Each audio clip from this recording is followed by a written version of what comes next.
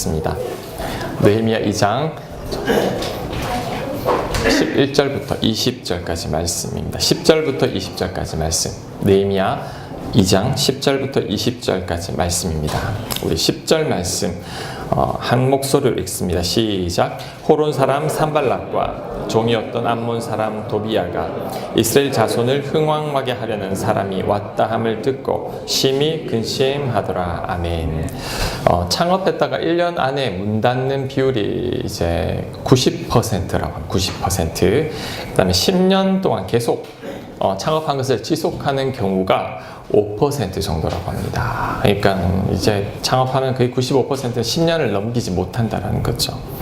우리 교단에서, 우리 통합적 교단에서 한 해 동안 개척하는 교회가 이제 100개가 넘어요. 100개 넘게가 개척을 하는데, 그렇다면 이제 교회 운영이 도저히 안 돼서 문 닫는 교회는 얼마나 될까요? 이제 100개가 훨씬 넘는다고 합니다. 그래서 교회 수가 점점 줄어들고 있죠. 그 중에서도 개척한 교회에서도 이제 3년 안에 이제 그 교회가 이제 자리 잡는 교회는 이제 2%에서 3% 정도. 타 교단 경우에는 한 1, 2% 정도가 된다고 그래요. 우리 교단은 그나마 나은 건데도 한 2, 3% 정도밖에 안 된다고 합니다. 뭔가를 새롭게 시작한다는 것은 결코 쉬운 일이 아닙니다. 새로운 삶을 여러분이 결단하는 것도 쉬운 게 아니죠. 그럼 어떻게 하면 내가 결단하고 새로운 변화를 시작한 것이 제대로 자리 잡을 수 있을까요? 자, 오늘 그 비결을 이 느헤미야서를 통해서, 이 느헤미야를 통해 세 가지 한번 배워보려고 합니다. 자, 11절 말씀부터 다시 읽습니다. 내가 예루살렘에 이르러 머문 지 사흘 만에 이제 느헤미야가 왕의 허락을 받고 갔습니다. 이스라엘 땅으로 사흘 만에 내 하나님께서 예루살렘을 위해 무엇을 할 것인지 내 마음에 주신 것을 내가 아무에게도 말하지 아니하고 밤에 일어나 몇몇 사람과 함께 나갈새 내가 탄 짐승 외에는 다른 짐승이 없더라. 밤에 정찰을 나갔습니다. 그 밤에 골짜기 문으로 나가서 용정으로 분문에 이르는 동안에 보니, 분문은 이제 배설물들을 나르는 문 쪽을 말합니다. 예루살렘 성벽이 다 무너졌고 성문은 불탔더라. 앞으로 나아가 샘문과 왕의 못에 이르러서는 탄 짐승이 지나갈 곳이 없는지라 길이 좁다라는 말이죠. 그 밤에 시내를 따라 올라가서 성벽을 살펴본 후에 돌아서 골짜기 문으로 돌아왔으나 방백들은 내가 어디 갔었으며 무엇을 하였는지 알지 못하였고 나도 그 일을 유다 사람들에게나 제사장들에게나 귀족들에게나 방백들에게나 그 외에 일하는 자들에게 알리지 아니하다가. 아멘. 자, 느헤미야가 이제 페르시아 왕의 허락을 받고 조국으로 이스라엘로 돌아왔습니다. 재건하기 위해서. 자, 만약에 여러분이 느헤미야라면 여러분 어떻게 할 것 같습니까? 돌아왔을 때 내가 조국을 재건하러 왔다. 왕의 명령으로 왔으니 백성들은 그리 알아라. 이렇게 말할 수도 있을 겁니다. 아마 그렇게 말할 가능성이 큽니다. 그런데 느헤미야는 그렇게 하지 않았습니다. 도착하자마자 3일 동안 아무것도 안 하고 쉬었습니다. 11절 중반에 보면, 끝에 보면 내가 예루살렘에 이른 지 사흘 만에 그때 이제 활동하기 시작하는데 3일 동안은 꼼짝도 하지 않았다는 거죠. 그 다음에 자신이 왜 왔는지에 대해서도 아무에게 알려주지 않습니다. 조용하고 있죠. 그리고 밤에 이 사람들을 데리고 몰래 정찰을 하기 시작합니다. 자, 왜 그랬을까요? 느헤미야가 왜 자신을 밝히지 않고 이렇게 조용히 사람들에게 알리지도 않고 정찰하는 것일까요? 그것은 바로 그의 신중함 때문입니다. 특히 과거의 실패를 느헤미야는 알고 있었기 때문에 더욱더 신중합니다. 과거에 어떤 실패가 있었을까요? 느헤미야 이전에 10여 년 전에 이제 에스라가, 여러분 에스라서 있는 그 에스라가 이스라엘 성벽을 다시 한번 재건하려고 했었습니다. 그런데 그때 반대 세력들 때문에 그 공사가 실패한 적이 있었습니다. 에스라서 4장 13절 말씀 우리 같이 한번 읽겠습니다. 시작. 이제 왕은 아시옵소서. 만일 이 성읍 예루살렘을 건축하고 그 성곽을 완공하면 저 무리가 다시는 조공과 관세와 통행세를 바치지 아니하리니 결국 왕들에게 손해가 되리이다. 반대자들이 이 페르시아 왕에게 조서를 올렸죠. 저 사람들 성벽 공사하면 당신에게 세금 안 바칠 테니까 못하게 해야 됩니다. 그 말에 이제 아닥사스다 왕이 공사하지 마, 이렇게 해서 공사가 실패한 적이 있었습니다. 자, 처음에 읽었던 10절에 호론 사람 산발랏, 그 다음에 암몬 사람 도비야, 자, 이 사람들이 그 반대파들입니다. 이 반대파들은 이스라엘 백성 나라는 무너졌지만 그 무너진 가운데서도 이제 기득권자들이죠. 그들은 아주 잘 살고 있었습니다. 우리나라 일제 넘어갈 때 오적이라 하죠. 와, 그런 무리들이라는 거죠. 자기들 잘 살고 있는데 느헤미야라는 사람이 와서 또 괜히 권세를 잡으면 자기들의 이권에 손해가 보기 때문에 이들은 반대합니다. 그래서 느헤미야는 이들에 대해서 잘 알고 있죠. 과거 10여 년 전에도 이들 때문에 에스라의 개혁이 실패했고 이들이 내가 오면 분명히 또 반대할 것이다 라고 여겼기 때문에 그는 부딪히지 않기 위해서 숨긴 겁니다. 자신에 대해서 이야기하지 않는 거죠. 그리고 3일 동안 푹 쉽니다. 여러분, 쉬는 것도 중요합니다. 왜냐하면 지금 3달 길을 왔습니다. 3달 길을 왔기 때문에 이제 몸도 피곤하죠. 마음도 피곤하고. 그래서 그는 3일간 푹 쉬면서 이제 하나님께 아마 기도했을 것 같습니다. 하나님, 어떻게 하면 좋겠습니까? 내가 이 예루살렘에 왔는데 어떻게 하면 백성들을 설득하고 함께 성벽을 건축하자고 말할 수 있겠습니까? 아마 그는 쉬면서 하나님께 묻고 이제 계획했을 것입니다. 그리고 3일이 딱 지난 후에 이제 그의 마음이 정리되기 시작했죠. 아하, 이제 움직여야 할 때구나. 그리고는 밤에 정찰을 다닙니다. 왜 낮에 안 다닐까요? 낮에 다니면 사람들이 눈치채잖아요. 아, 저 사람 성벽을 건축하러 왔구나. 그러면 반대파들이 가만히 있지 않을 겁니다. 그래서 밤에 정찰을 하는데 자, 몰래 몇 명을 데리고 갑니다. 그리고 부활을 시킬 수도 있습니다.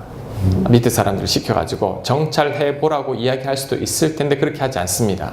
왜냐하면 느헤미야는 예루살렘에서 태어난 사람이 아니죠. 그는 바벨론에서 태어난 사람이기 때문에 이 예루살렘에 대해서 잘 모릅니다.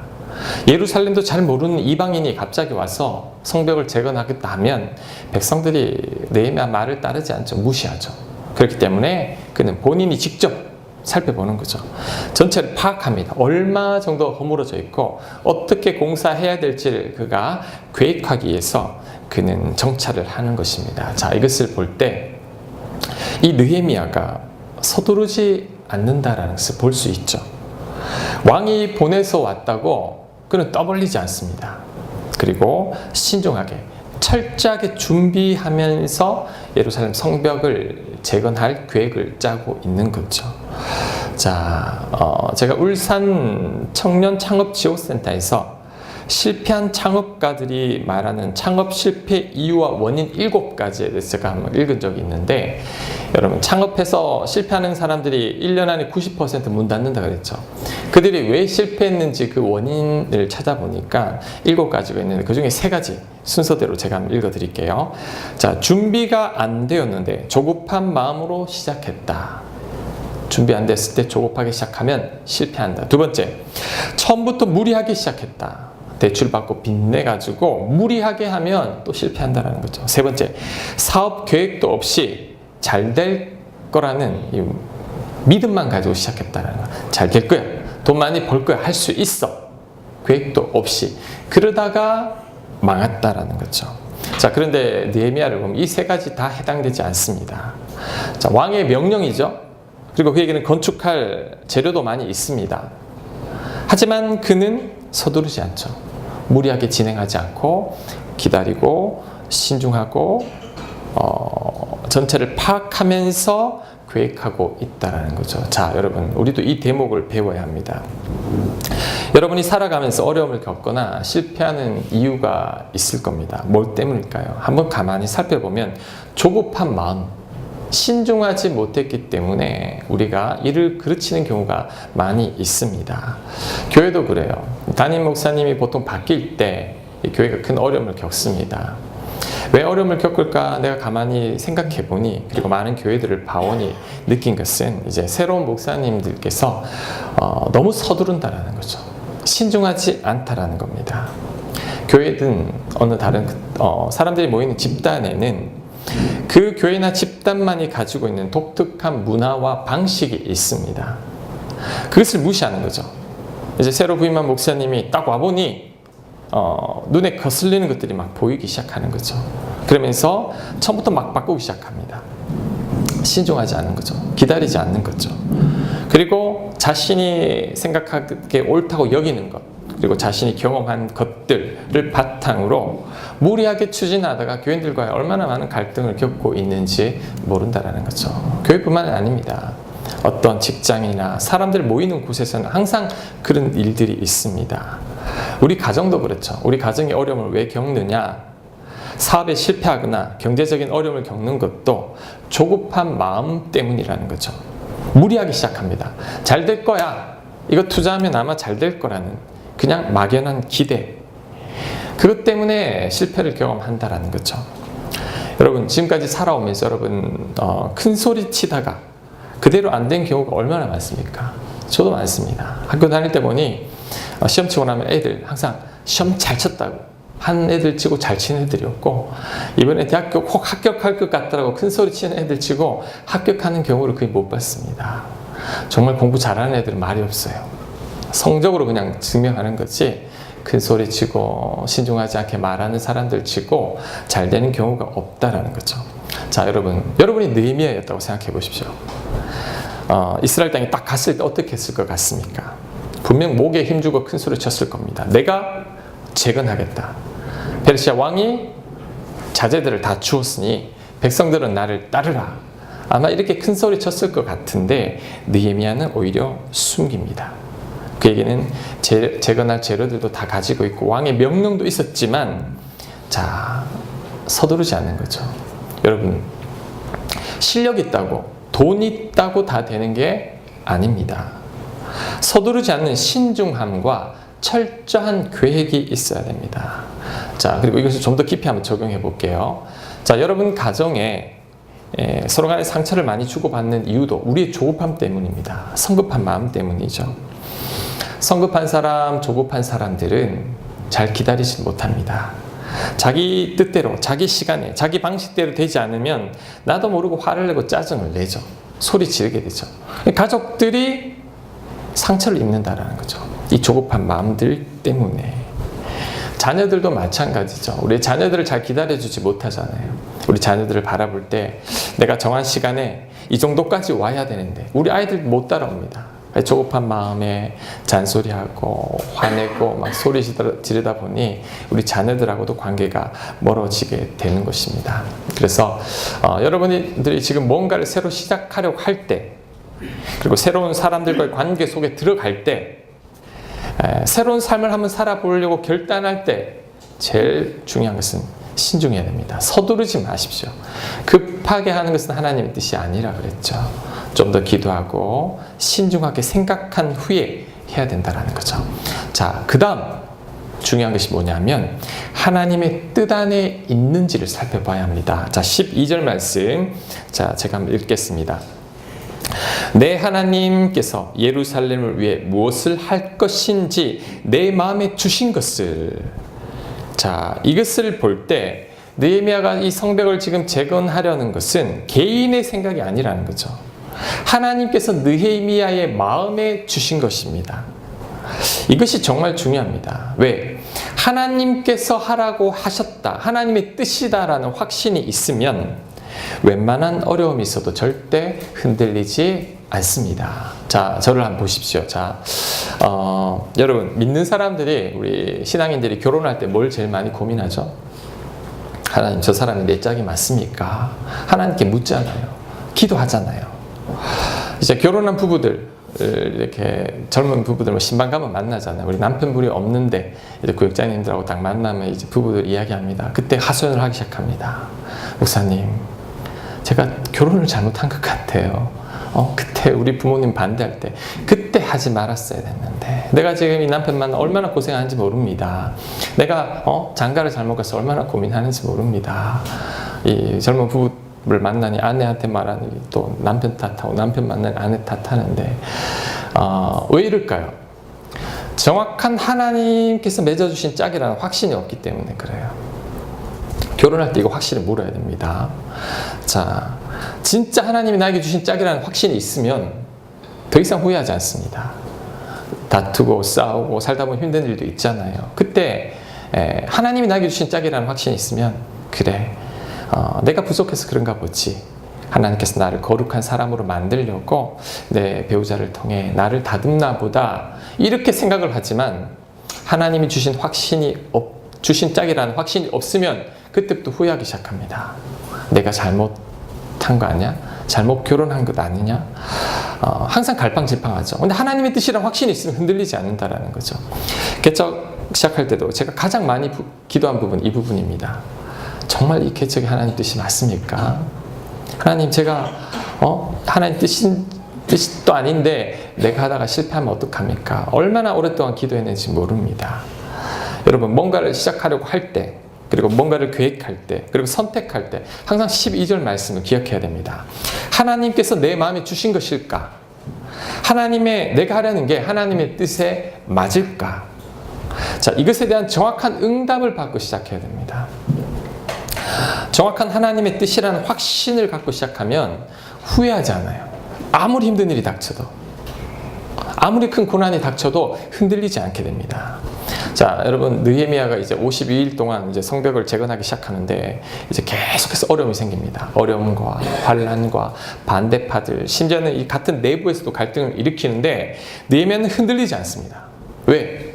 하나님이 느헤미야 마음속에 재건하라고 했기 때문에, 하나님의 뜻대로 그는 순종하게 했기 때문에 반드시 이 일이 이루어질 것이라는 믿음이 있었기 때문이죠. 흔들리지 않는 겁니다. 요셉도 그렇죠. 그가 형들에게, 그리고 보디발 아내에게 큰 환난과 어려움을 당하죠. 그래도 요셉은 끄떡없습니다. 감옥 속에서도. 왜?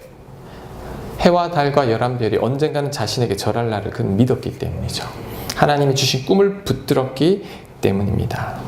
그래서 여러분들이 뭔가를 새롭게 시작할 때, 뭔가를 중요한 선택을 할 때, 새로운 변화를 일으키려고 할 때 반드시 하나님의 뜻을 물어야 됩니다. 하나님이 주신 마음이 맞을까? 정확하게 물어야 됩니다. 그 답을 얻고 시작을 해야지 절대 후회하지 않게 된다는 거죠. 자, 그런데 저를 보십시오. 이제 또 중요합니다. 목사님, 그런데 하나님이 말을 안 해요. 하나님 뜻을 구해도 뜻을 보여주지 않습니다. 제가 그 마음 압니다. 저도 몇 달씩 물어도 대답 안 하는 경우가 많았거든요. 자, 그런데 분명한 것은 하나님은 반드시 당신의 뜻을 우리에게 말씀해 주십니다. 왜? 우리는 하나님의 자녀이기 때문에. 여러분, 자녀가 여러분에게 결혼하려고 이 사람하고 결혼해도 되겠느냐고 물으면 여러분 말 안 해줍니까? 말할 거 아니에요. 하나님도 반드시 말씀해 주십니다. 성경은 이렇게 이야기하죠. 내 양은 내 음성을 들으며. 잠언 3장 6절에 범사의 그를 인정하라. 하나님 인정하라. 그리하면 너의 길을 지도해 주시리라. 성경은 분명히 약속하고 있다라는 거죠. 그런데 왜 하나님은 저에게 잘 말씀하지 않습니까? 이유가 있습니다. 내 욕심이 너무 크기 때문에 그래요. 제가 개척할 때 하나님 뜻을 구했어요. 앞만 물어도 대답을 안 해주세요. 몇 달을 기도해도. 근데 나중에 깨닫게 되었습니다. 왜 말씀 안 해주셨는지. 왜냐하면 저는 개척하기 싫었어요. 그냥 기존의 교회로 가고 싶었던 거죠. 나는 가기 싫으면서, 나는 A라는 뜻이 정확하게 써 있으면서 하나님, 내가 꼭 B를 해야 됩니까? 물으니 하나님이 말을 해줘도 나는 안 들어요. 그러니 하나님이 말씀 안 해주는 거죠. 나중에 이제 그 모든 걸 다 내려놓게 되었습니다. 하나님, 죽으라면 죽겠습니다. 하라면 하겠습니다. 하나님, 어떻게 해야 됩니까? 그때 비로소 말씀해 주셨다라는 거죠. 자, 예를 들면 지금 여러분 결혼할 상대자가 있는데 너무 마음에 들어요. 그런데 이제 교회를 안 다닙니다. 근데 이 사람하고 너무 결혼을 하고 싶어요. 하나님께 묻습니다. 하나님, 이 짝이 내 짝이 맞습니까? 물으면 하나님 어떻게 응답할까요?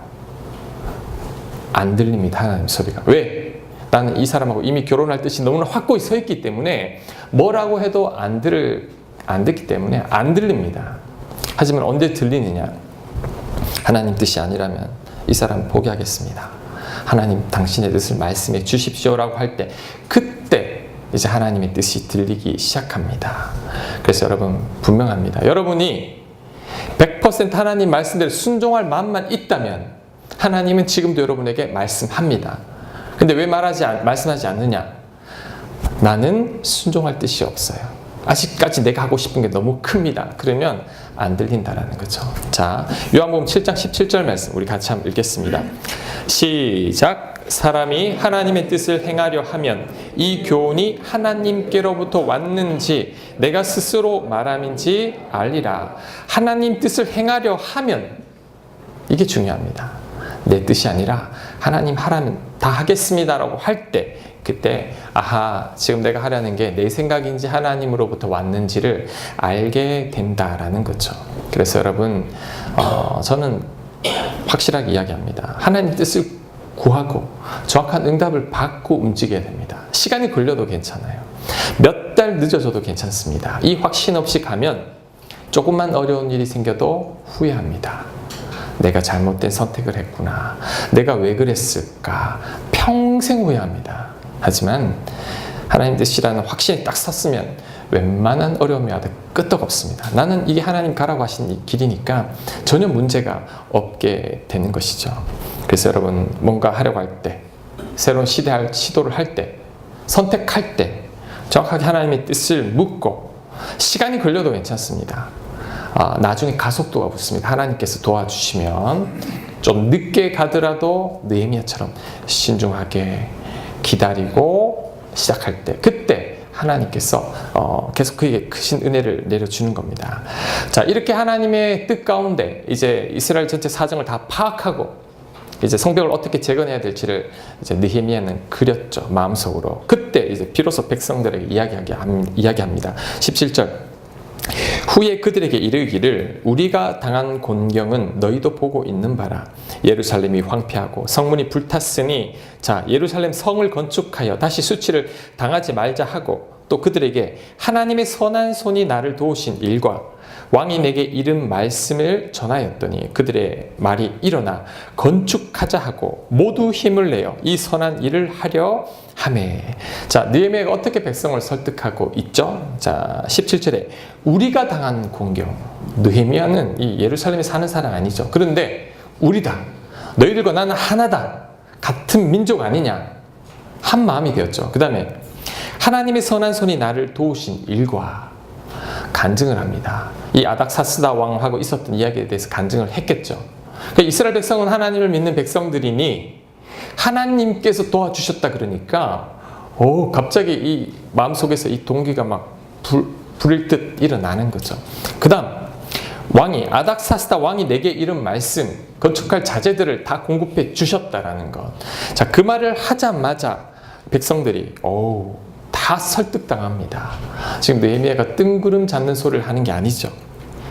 누가 성벽을 재건하라고 했으며 하나님께서 돕고 있으며 건축 자재까지 있으니 우리 한번 일으켜 보자 하니까 자, 저기 18절 끝에 보면, 자, 중간에 보면 그들의 말이 일어나 건축하자고, 백성들이 건축하자고 합니다. 느헤미야가 건축하자고 말한 게 아니라 백성들이 건축하자고 하고 모두 힘을 내어 이 선한 일을 하려고 합니다. 자, 여러분, 이 대목에서도 우리 느헤미야의 참 지혜로움을 배울 수 있죠. 느헤미야는 이 백성들 전체를 다 동기를 부여하고 있습니다. 그래서 모두가 같이 움직이고 있죠. 모두가 한 마음이라는 겁니다. 자, 여러분, 요즘 시대는요, 우리 옛날에는 우리 독재 정권이 어느 정도 먹혔는데 요즘은 안 먹힙니다. 요즘 무조건 날 따라와 이러면 아무도 안 따라갑니다. 아주 좋지 않은 리더십이죠. 한 마음이 되어서 움직여야 합니다. 자, 모두가 충분한 동기부여를 해야 하는 거죠. 느헤미야가 저는 이 점에서 가장 위대하다고 생각합니다. 리더지만 따라와가 아니라 우리 같이 하자. 전체가 같이 이 개혁을 일으키는 거죠.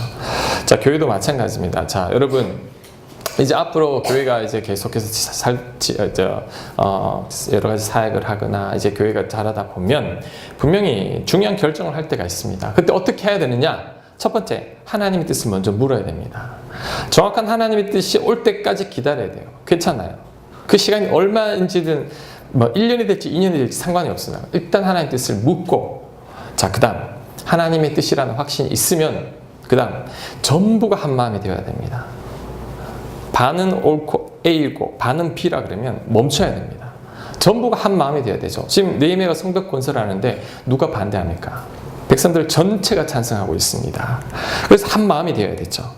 그리고 모두가 한 마음이 되어서 전부 다 동기부여를 받고 함께 움직여야 한다는 거죠. 자, 그때까지는 신중하게 기다려도 됩니다.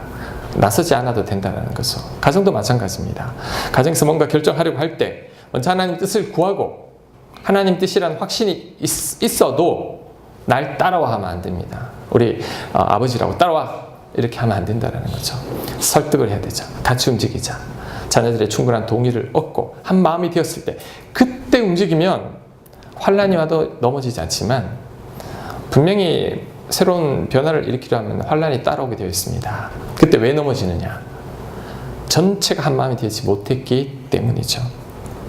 직장에서도 마찬가지입니다. 제가 큰 교훈을 깨달았죠. 예전에 이제 제가 지난 교회에 있을 때 이제 제일 고참이 되었습니다. 이제 행정을 맡게 됐죠. 행정 목사가 고난이 많습니다. 그래서 제가 이 교회의 불합리한 부분들을 제가 알고 있었고 예산 낭비하는 부서들이 몇 개 있어가지고 담임 목사님한테 보고를 드리고 목사님도 오케이 이걸 바꿔야 된다. 그래서 제가 다 계획을 짜고 이제 교육자들 20여 명 다 불러놓고 이제 앞으로 이렇게 해야 된다라고 말을 했어요. 따라오십시오. 어떻게 됐을까요? 네, 따라가겠습니다. 그랬을까요? 아닙니다. 안 따라와요. 왜? 충분한 동의를 못 구했어요. 이제 그분들 생각과 내 생각이 다른 거죠. 아무리 담임 목사님이 오케이 했다 할지라도 담임 목사님에 대해 불만을 가지는 거예요. 왜 그렇게 하냐고. 몇 달 힘들었습니다. 이 두 마음으로 흩어져가지고 제가 그때 깨달았죠. 아하, 절대 이렇게 하면 안 되는구나. 다시 그런 일이 생기면 예전과 같은 실수를 하지 않을 겁니다. 하나님의 뜻이라고 해도 자 전체가 한 마음이 되지 않고 흩어지면 결국에는 힘들어집니다. 하나님 뜻을 구하고 하나님 뜻을 맞다면 이제는 모두가 같이 움직일 수 있도록 동기부여를 하고 한 마음이 되려고 애를 써야 되죠. 이것이 바로 올바른 리더십이고 건강한 공동체입니다. 이렇게 할 때 비로소 이제 전체가 힘을 받고 앞으로 전진할 수 있는 것이죠. 자, 그런데 여러분 이렇게 해도 꼭 힘들게 하는 사람은 나타납니다. 자, 19절 말씀 볼게요. 호론 사람 산발락과 종이었던 암몬 사람 도비야와 아라비아 사람 게셈이 이 다 이방인들입니다. 이 말을 듣고 우리를 업신여기고 우리를 비웃어 이르되 너희가 하는 일이 무엇이냐? 너희가 왕을 배반하고자 하느냐 하기로. 자, 느헤미야의 정체를 딱 드러내니까 바로 막 반대가 시작됩니다. 자, 이들은 과거에도 에스라가 성벽 재건할 때 방해했던 자들. 그래서 에스라의 개혁이 실패를 했죠. 느헤미야는 이제 그 교훈을 잘 살핀 겁니다. 그리고 이들이 터무니없는 말을 하죠. 왕을 배반하려고 하느냐? 이 쿠데타, 반역하려고 한다라고 하는 거죠. 전혀 근거 없는 소리인데 자, 모함하고 있죠. 이들이 나중에 백성들까지도 동요시킵니다. 여러분 새로운 삶을 결단하려고 할 때 하나님 뜻대로 살려고 할 때 뭔가 새로운 일을 시도하려고 하면 꼭 나를 힘들게 하는 산발랏, 도비야, 게셈 같은 사람이 등장합니다. 이 사람들의 특징이 뭔지 알아요? 말로 힘 빠지게 합니다. 근거 없는 말. 정말 나를 괴롭히는 말들로 얼마나 힘들게 하는지 모릅니다. 자, 이때 어떻게 하면 좋을까요? 어떻게 대처하면 좋을까요? 자, 20절. 느헤미야 이렇게 말합니다. 내가 그들에게 대답하여 이르되 하늘의 하나님이 우리를 형통하게 하시리니 그의 종들인 우리가 일어나 건축하려니와 오직 너희에게는 예루살렘에서 아무 기업도 없고 니네 나라도 아닌데 왜 그러냐 그 말이죠.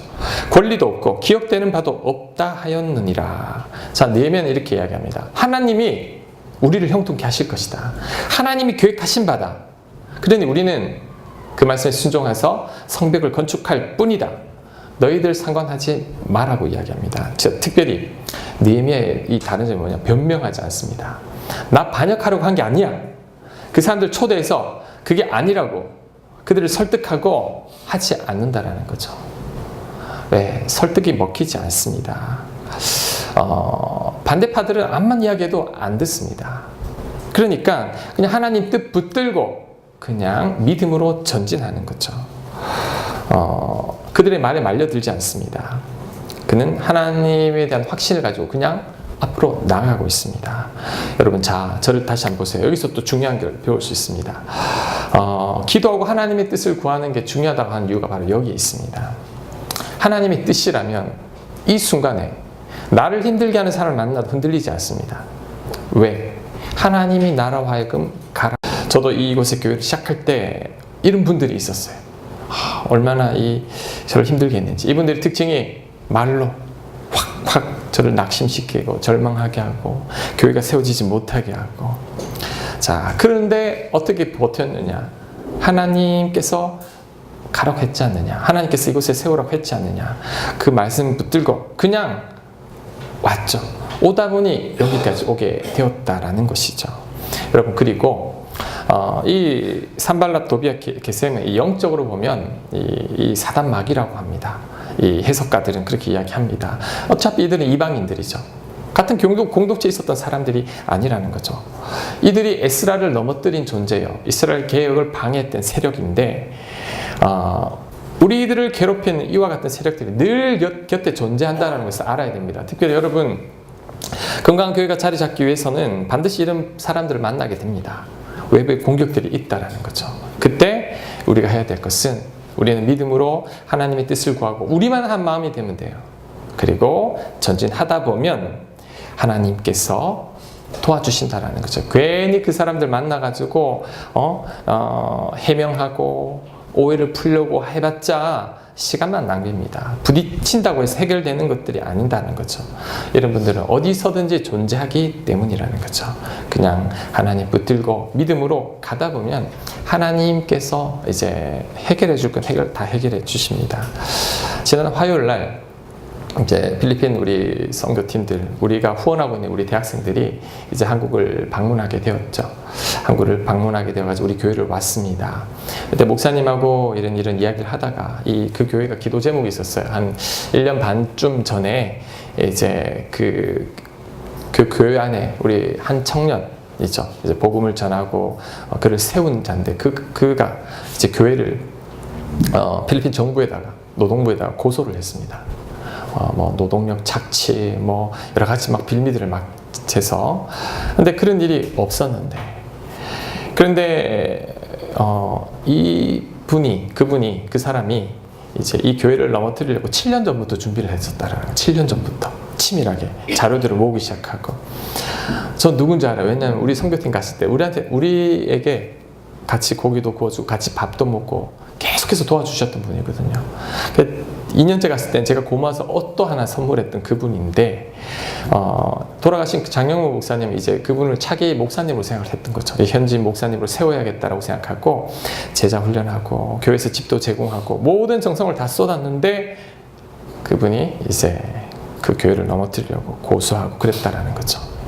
너무 힘들었다고 해요. 목사님도. 제일 속상한 게 뭐냐면 유다였다라는 거죠.